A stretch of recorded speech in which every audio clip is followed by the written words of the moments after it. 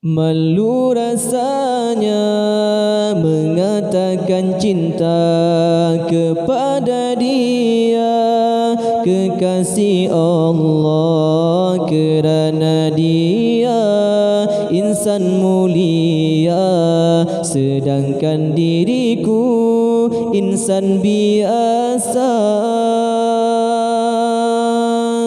Ku pujuk jua hati dan jiwa, meluahkan rasa cinta membara di dalam pujian, ucapan salawat, tanda penghargaan seorang umat.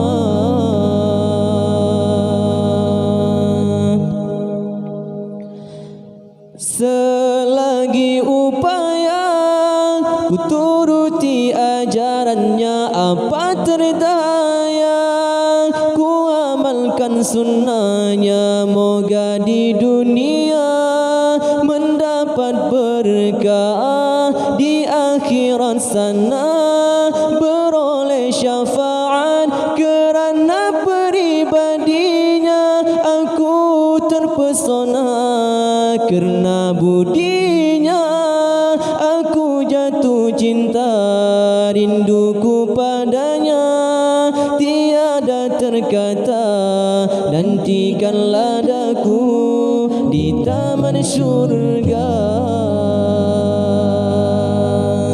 Malu rasanya mengatakan cinta kepada Dia, kekasih Allah, kerana Dia insan mulia, sedangkan diriku insan biasa.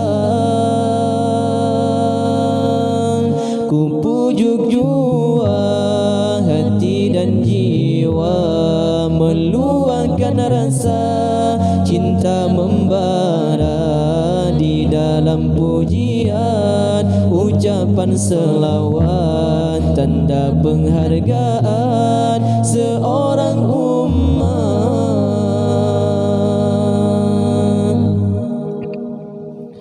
Selagi upaya ku turuti ajarannya, apa terdaya ku amalkan sunnahnya, moga di dunia mendapat berkat, di akhirat sana beroleh syafaat, kerana peribadinya aku terpesona, kerana budinya aku jatuh cinta, rinduku padanya tiada terkata, nantikanlah daku di taman syurga.